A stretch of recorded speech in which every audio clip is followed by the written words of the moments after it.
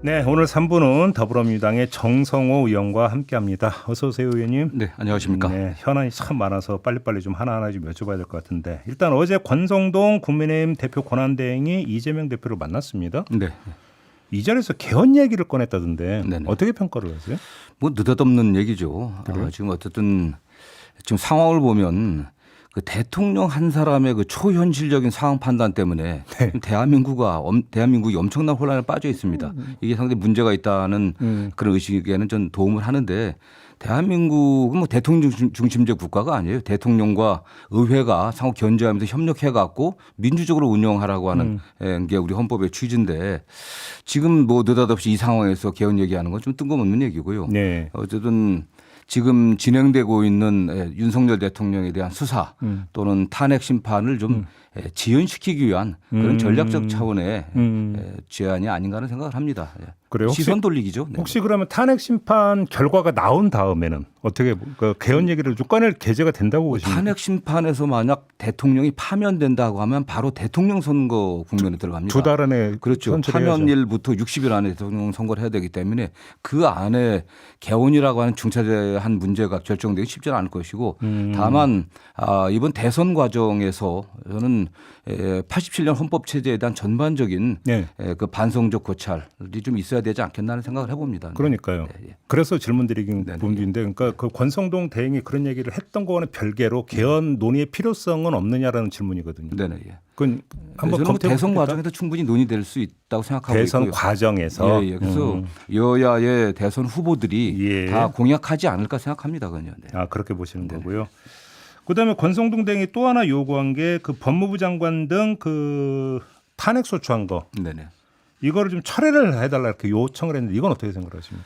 저도 그걸 뭐 여당에서 그런 요청할 수 있는 상황인지 예. 탄핵은 국회의 권한입니다.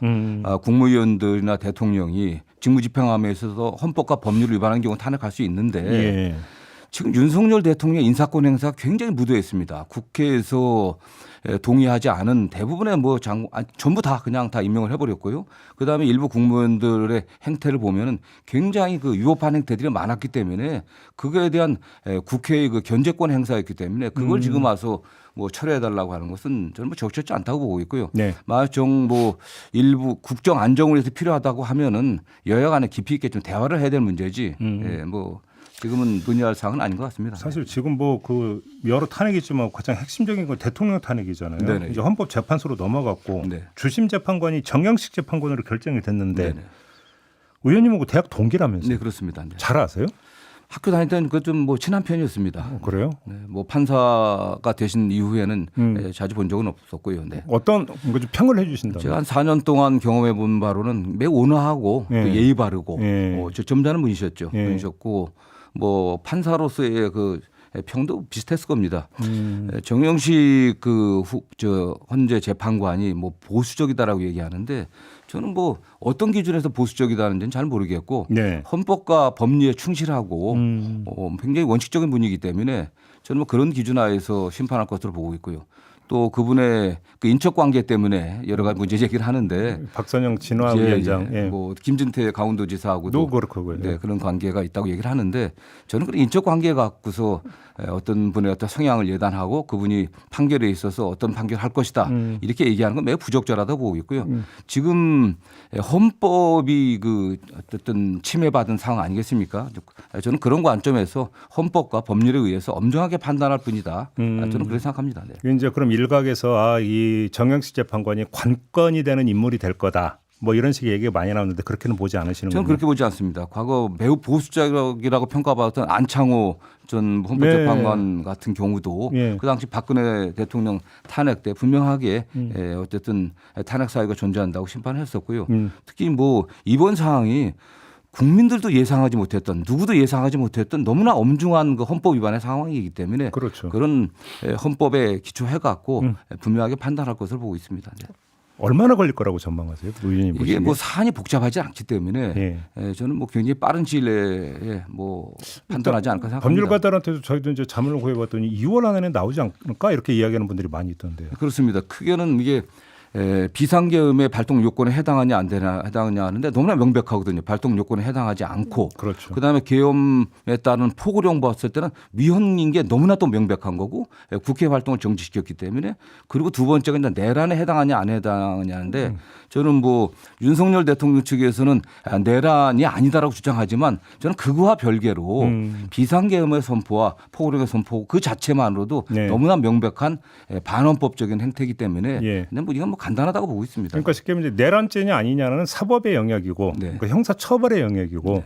그러니까 그 헌법재판소에는 위헌이냐 아니냐 그렇습니다. 네. 사실 이것만 가르면 되는 거잖아요. 그렇습니다. 네. 네. 그런 점에서 이미 위헌이면 너무 명백히 드러났다 예, 예. 이런 말씀이시고 오늘 임시국무회의를 연다고 하는데 거부권 행사할 것 같습니까? 어떻게 보십니까? 의원님? 뭐 많은 분들이 행사할 것으로 예측을 하는데 그 농업관계 4개 법안하고 국회법하고 국회에서의 증언감정법 네, 맞아요. 2개인데 어쨌든 그 농업관계 4개의 법은 윤석열 대통령도 거부권 행사했던 법안이고 또는 농업정책에 중대한 변화를 가져온 법이기 때문에 지금 정부 입장에서는 뭐 그 제의 요구를 하지 않겠나 또 그게 일관된 거니까. 그 입장 표명하기도 쉽지가 않을 거다. 네네. 예. 그게 오히려 소극적인 거지.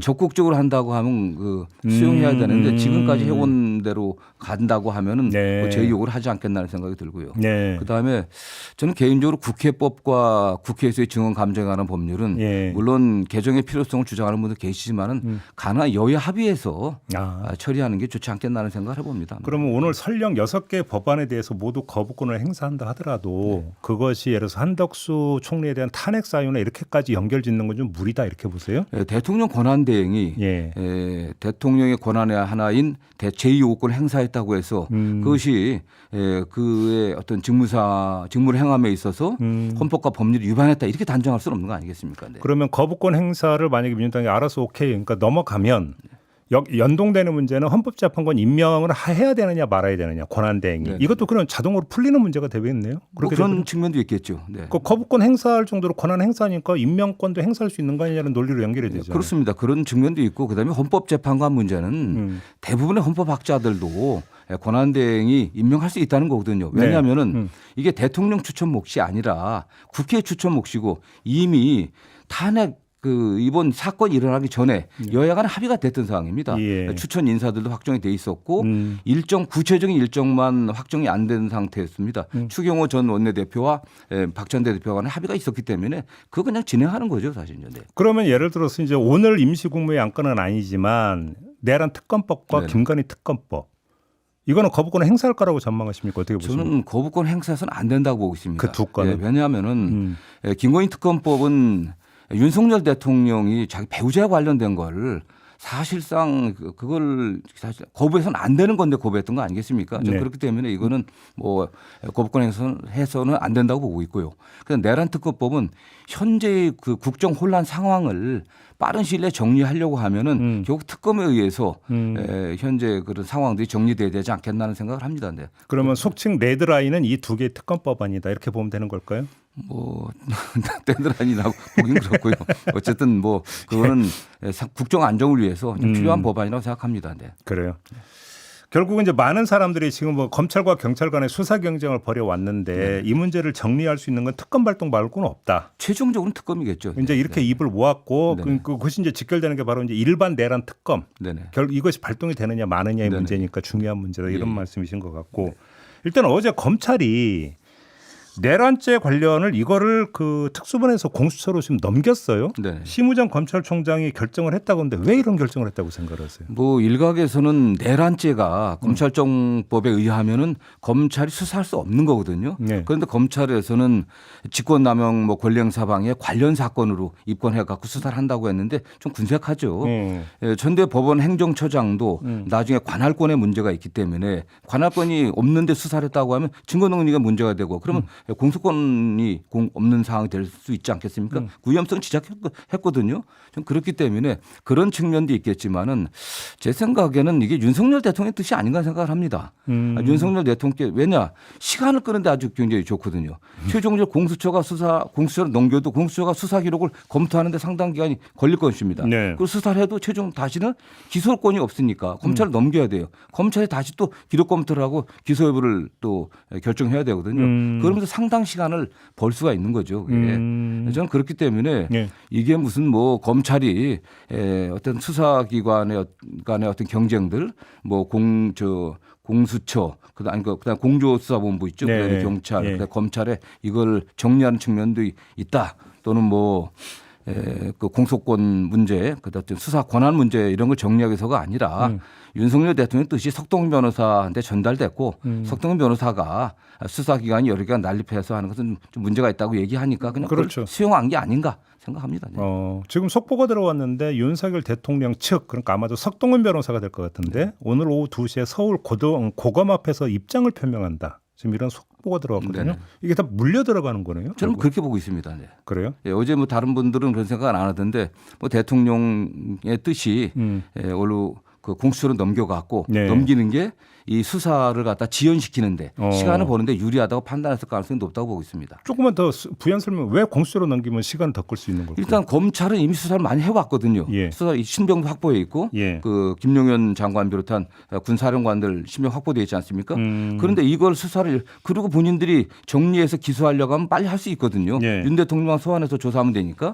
그런데 이걸 공수처로 넘기게 되면 공수처가 처음부터 수사 기록을 다시 검토해야 되지 않겠습니까? 인원도 적어요. 많지는 않습니다. 다 해서 50명이죠. 예. 그렇기 때문에 그 시간이 걸리고 공수처가 거기서 혐의가 있다고 판단됐을 때 검찰에 넘기게 되면은 검찰에서 또 시간을 벌 수 있는 거 아니겠습니까? 어차피 기소 단계에서 또 넘겨야, 넘겨야 되는 거죠. 그렇죠. 그럼 그렇기 때문에 이거는 윤 대통령이나 또 석동훈 변호사 측에서 예. 어떤 수사 기간을 좀 연장시켜 갖고 지연시키려고 하는 그런 전략이 아닌가 하는 생각입니다. 그런다 하더라도 공수처가 체포영장 발부받아서 신병을 확보할 수는 있지 않습니까? 그렇죠. 네. 그거는. 네네. 그거는 그러니까 예를 들어서 수사 인력이 워낙 제한되어 있기 때문에 시간이 오래 걸린다의 문제와는 별도로 바로 들어갈 수도 있는 거 아닌가요? 그런데 어느 정도 그 기록 검토가 되지 않은 상태에서 바로 할 수 있겠습니까? 굉장히 중차대한 사건인데. 예. 예. 또 그렇게 봐야 되는 건가요? 네네. 그럼 공수처 이첩 자체가 지연 전술이다. 네네. 아이고 복잡하네요. 아무튼 윤석열 대통령이 지금 그 수령 거부하고 있지 않습니까? 네네. 경호처를 시켜서 이건 어떻게 평가하십니까? 뭐 그 피의자로 좀 입건된 상태 아니겠습니까? 예. 뭐 방어권 행사 차원도 있겠지만은 대통령께서 법적 정치적 책임을 피하지 않겠다고 했는데 네. 이건 뭐 국민들 보기에 좋아 보이지 않지 않겠습니까? 네. 빨리 그 수령하고 예.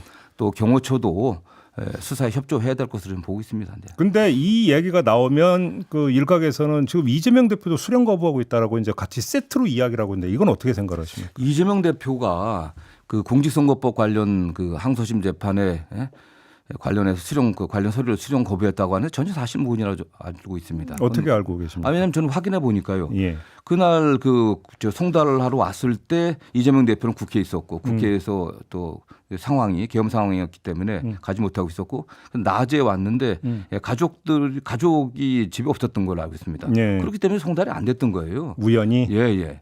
그러면 집을 주거지로 송달해서 안 됐다고 하면 사무소로 송달할 수 있으니까 국회로 와서 송달이 했습니다. 그러면 되는 거지 그걸 갖고 고의로 지연했다고 얘기를 하는데 그건 말이 안 되는 얘기입니다. 사실. 그래요? 네. 고의 지연한 적이 없다. 전혀 사실과 다르다. 그럼 앞으로도 이제 어떤 항소심 재판에 이제 성실히 네네. 다 임한다 이렇게 뭐 지금까지 그런 원칙을 갖고 해왔죠. 네네. 그렇게 보시는 거고요. 네.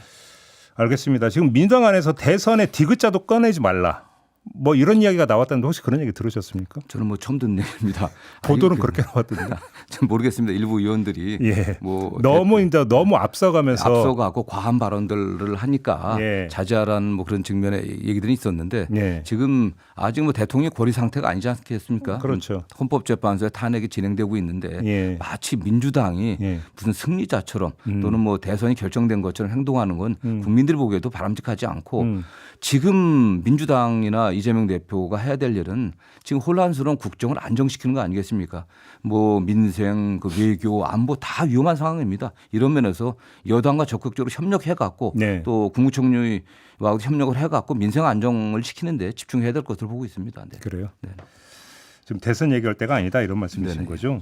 알겠습니다. 지금 그 상대된 국민의힘은 지금 상황을 어떻게 파악하고 계세요? 비대위 이제 출범이 지금 아직도 안 되고 있는데 인물을 못 찾는 거라고 보십니까? 어떻게 보십니까? 저는 그 권성동 대표와 네. 또 친윤 네. 또 윤핵관과 그 주변에 계신 분들은 권성동 대표가 비대위원장에 겸임하기를 바라겠죠. 그러나 왜 그렇게 보세요? 뭐 권성동 대표가 윤핵관이고 어쨌든 그 윤 대통령 지지 세력들을 결집시키고 또 굉장히 상당히 그 장력이 있는 분이시거든요. 그렇기 때문에 그분이 맡아서 하는 게 그들의 어떤 기득권을 유지하는데 유리하다고 판단할 것을 보고 있고 다만 다음 혹시라도 있을지 모르는 차기 대선이라든가 예. 뭐 이런 또 다음 지방선거 이런 거 고려했을 때는 예.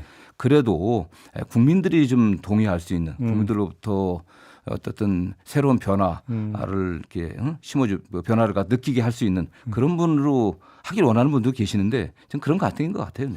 어제 어떤 보도가 그러니까 툭 튀어나왔냐면 초선의 김재섭 의원 네네. 이름도 갑자기 툭 튀어나온 보도 보셨죠? 네네. 이 카드도 그러니까 가능하다고 보세요? 저는 뭐 김재섭 의원 같은 분을 비대위원장 시킨다고 하면 국민들에게 굉장히 신선하게 느껴질 것이고 네. 또 이 실망한 국민의힘에 실망한 지지자들에게도 또 국민들에게도 뭔가 새로운 희망을 줄 수 있는 거 아니겠습니까? 네. 그래요? 국민의 입장에서는 검토해 볼 만한 카드다 이렇게 평가하시는 겁니까? 저희가 보면 뭐 그렇게 하는 게 민주당에도 좀 오히려 좀 잘해야 된다라고 하는 그런 경각심을 줄 수 있겠죠. 네. 그렇게 보시는 거고요. 알겠습니다. 자, 오늘 말씀 여기까지 듣도록 하겠습니다. 고맙습니다, 의원님. 감사합니다. 네, 더불어민주당의 정성호 의원과 함께했습니다.